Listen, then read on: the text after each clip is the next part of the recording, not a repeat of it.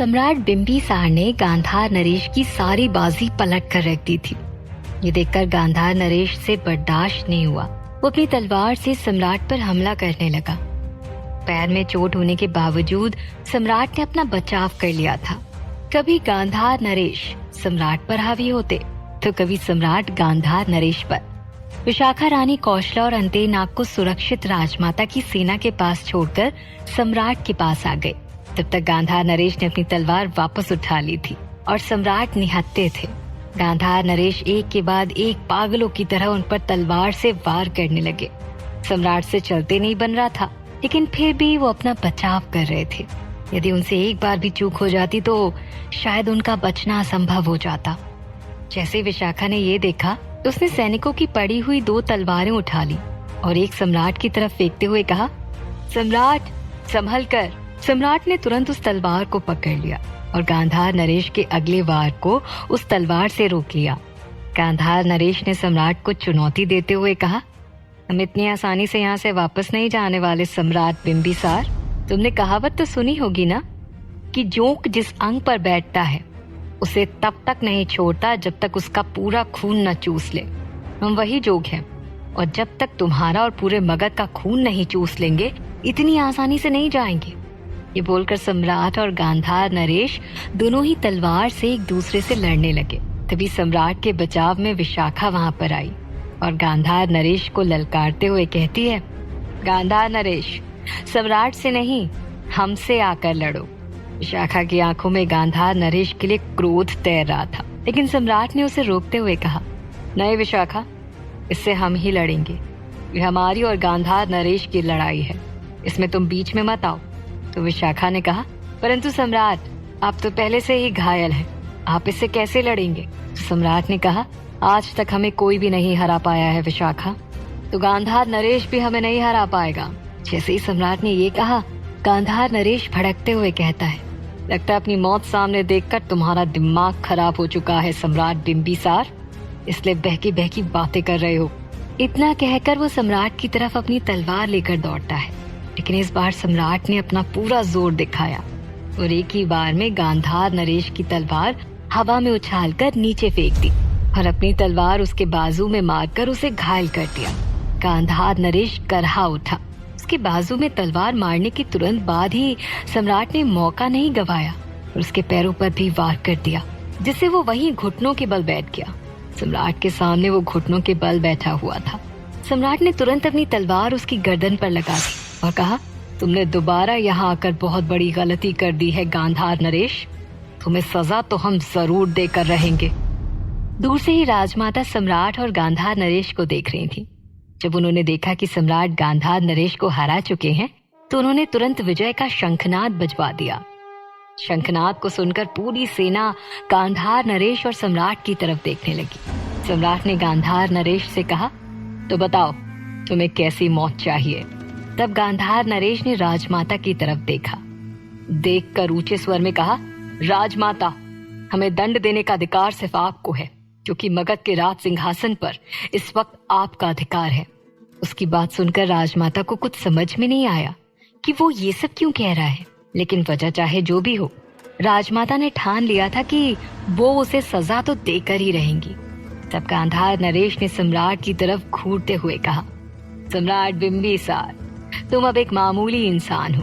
जब तक तुमने राज सिंहासन का त्याग नहीं किया था तब तक तुम्हारा अधिकार था, लेकिन अब नहीं है। उसकी बात सुनकर सम्राट को भी उसकी बात उचित लगी, क्योंकि इस वक्त राजमाता ही मगध की कर्ता धर्ता थी। तो वो कौन होते हैं गांधार नरेश को सजा देने वाले? इसलिए सम्राट ने राजमाता की तरफ देखते हुए कहा, हम यहाँ रानी कौशला देवी और अंतेनाग को आजाद करवाने के लिए आए थे, जो कि हमने पूरा किया। ताकि गांधार नरेश असल में राजमाता का दोषी है, इसलिए राजमाता गांधार नरेश को जो भी दंड देना चाहे वो दे सकती हैं। ये बोलकर सम्राट ने राजमाता की तरफ अपने दोनों हाथ जोड़े और विदाई लेते हुए कहा, हमें उम्मीद है कि वो गांधार नरेश को उसके किए की सजा अवश्य देंगी। अब हमें जाने की इजाजत दीजिए। इतना कहकर सम्राट उन सभी आदिवासियों को वहां से चलने का इशारा करके आगे बढ़ गए। सम्राट के पैरों में तलवार के वार की वजह से बहुत गहरी चोट थी। वो लड़खड़ा कर चल रहे थे। सब उन्हें देख रहे थे। पूरी रणभूमि मायूसी के सन्नाटे में चली गई। सम्राट अपने घोड़े पर बैठकर निकल गए। उन्होंने एक बार भी पीछे पलट कर नहीं देखा, मानो वो अपना काम पूरा करने आए थे, और पूरा करके चुपचाप वहां से चले गए। राजमाता सम्राट को अलविदा नहीं कहना चाहती थी। वो सम्राट के जाने से उदास हो रही थी, लेकिन गांधार नरेश को देखते ही उनकी उदासी एक बार फिर क्रोध में बदल गई। सम्राट के पीछे पीछे सभी आदिवासी भी वहां से चले गए। उनके जाने के बाद राजमाता ने सेनानायक त्रिलोक सिंह की तरफ इशारा किया। सेनानायक त्रिलोक सिंह तुरंत गांधार नरेश के पास गए और अपने सैनिकों को उन्हें बंदी बना लेने का आदेश दिया।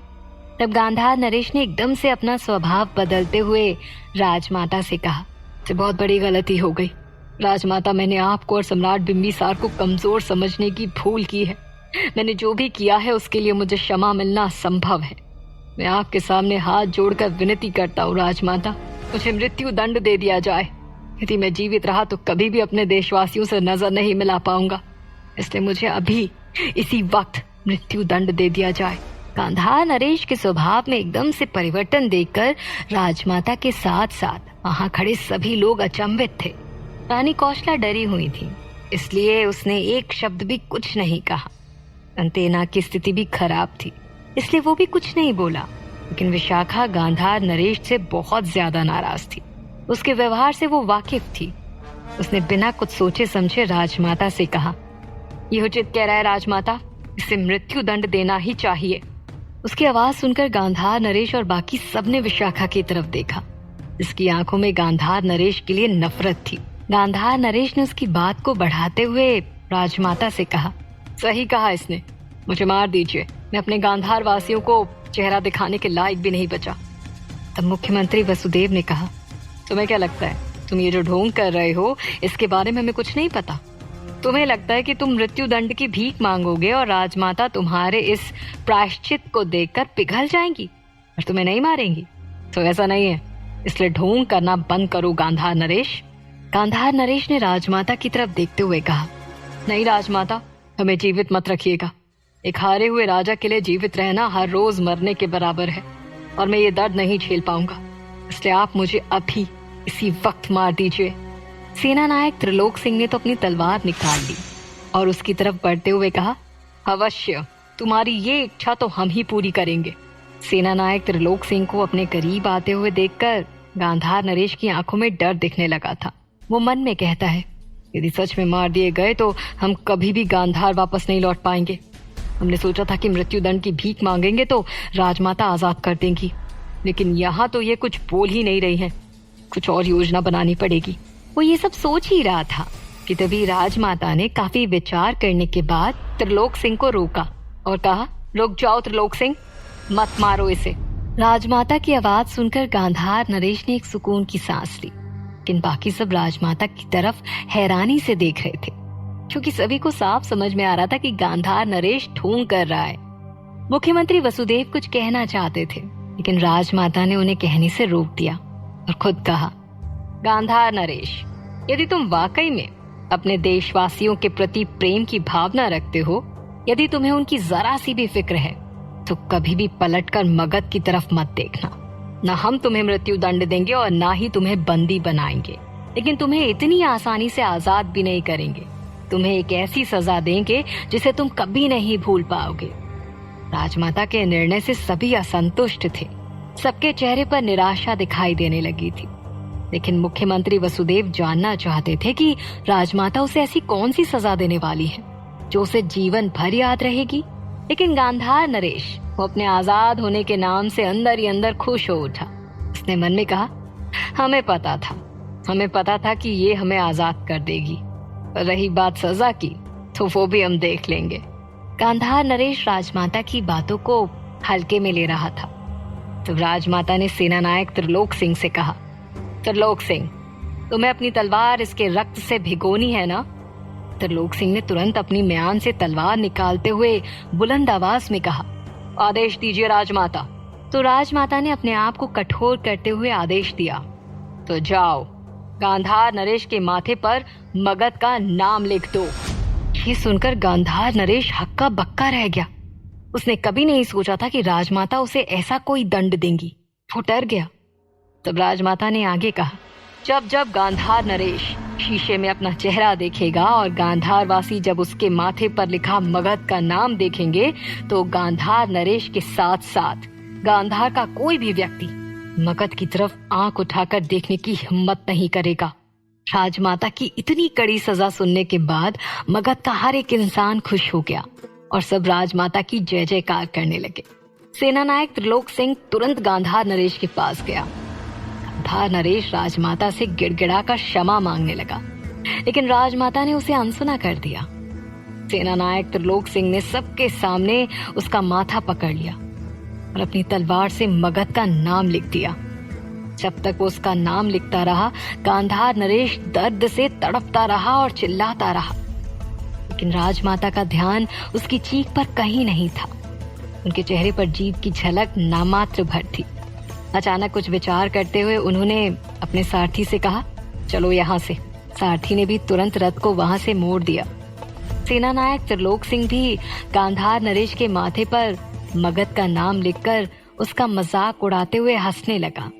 गांधार नरेश के माथे से खून टपक रहा था, जिसने उसके पूरे चेहरे को भिगो कर रख दिया था। गांधार नरेश खुद को असहाय महसूस कर रहा था, लेकिन उन सब की हंसी देखकर उसका क्रोध 7वें आसमान पर पहुंच चुका था। त्रिलोक सिंह कौशला देवी को रथ पर बिठाकर वहां से ले गया। एक एक करके सब वहां से जाने लगे। जाते जाते विशाखा गांधार नरेश के पास आई। गांधार नरेश वहीं मूर्ति बने बैठे हुए थे। विशाखा ने उससे कहा, बहुत घमंड था ना तुझे अपने ऊपर? जाओ, अपने देश जाकर सबके लिए प्रेरणा बनो, ताकि कोई भी मगध की तरफ नजर उठाकर भी ना देख सके। ये बोलकर विशाखा वहां से अंतेनाग को अपने साथ लेकर चली गई। जहां गांधार नरेश को उसके किए की सजा मिल चुकी थी, तो वहीं दूसरी तरफ आम्रपाली किसी भी चीज में मन नहीं लगा पा रही थी। शाम का वक्त हो चुका था। धीरे धीरे सूरज ढल रहा था। आम्रपाली घड़ों में पानी भरकर झोपड़ी की तरफ आ रही थी। वो बार बार जंगल के रास्ते को निहार रही थी। उसे सम्राट के आने की प्रतीक्षा थी, लेकिन वो नहीं जानती थी कि उन्हें आने में कितना वक्त लग जाएगा। कुछ देर तक उस रास्ते को निहारने के बाद आम्रपाली मुरझाया हुआ चेहरा लेकर झोपड़ी के अंदर आ गई और उन घड़ों को रखकर वापस बाहर आई और वहीं मिट्टी के बने बैठक पर बैठकर सम्राट की राह ताकने लगी। सोम आम्रपाली की स्थिति देख रहा था। उसने अपने मन में कहा, सम्राट के लिए आप इतनी बेचैन हो रही हैं आम्रपाली, लेकिन क्षमा करना, ज्यादा दिन तक वो आपके साथ नहीं रह पाएंगे। तभी कुछ ही देर में जंगल की तरफ से घोड़ों के टापों की आवाज सुनाई पड़ी, जैसे कोई झोपड़ी की तरफ आ रहा हो। उस आवाज को सुनकर राजकुमारी तुरंत चौकन्ना होते हुए सोम से कहती हैं, सोम, सतर्क हो जाओ, कोई इसी तरफ आ रहा है। आम्रपाली ने भी तुरंत उस रास्ते की तरफ देखा। देखते ही देखते झाड़ियों के बीच से सम्राट और उनके पीछे आदिवासी वहां पहुंच गए। सम्राट के चेहरे पर थकान थी, लेकिन आम्रपाली उन्हें देखकर खिल उठी। वो उन्हें देखकर इतनी ज्यादा खुश थी कि अपनी उत्सुकता को संभाल न सकी और भागते हुए सम्राट के पास गई। आम्रपाली को देखकर सम्राट भी अपना सारा दर्द भूल गए थे। वो तुरंत घोड़े से नीचे उतरे, लेकिन जब तक वो कुछ बोल पाते, आम्रपाली झट से उनके गले लग गई। सामने खड़े सोम और राजकुमारी आम्रपाली की स्थिति देखकर हक्का बक्का थे। जहां राजकुमारी के चेहरे पर चमक आ गई थी, तो वहीं सोम तुरंत वहां से झोपड़ी के अंदर चला गया। आम्रपाली ने सम्राट को कसकर गले लगा रखा था। उसने कहा, हम बहुत डर गए थे सम्राट, हमें लगा कि आप कभी वापस नहीं आएंगे, हमें लगा हमने आपको खो दिया। आम्रपाली की चिंता देखकर सम्राट ने उसके सिर पर प्यार से हाथ फेरा और कहा, आम्रपाली, आपको छोड़कर हम कहीं नहीं जाएंगे और आप ये डर अपने मन से हमेशा हमेशा के लिए निकाल दीजिए। एक तरफ सम्राट वापस आम्रपाली के पास आ चुके थे, तो दूसरी तरफ गांधार नरेश मगध छोड़कर जा रहे थे। उसने अपने माथे पर ना तो मरहम लगवाया था और ना ही उसने उस बह रहे रक्त को पोंछा था।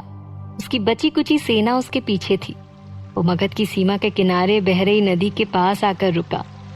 उसके साथ सारी सेना भी वहीं रुक गई।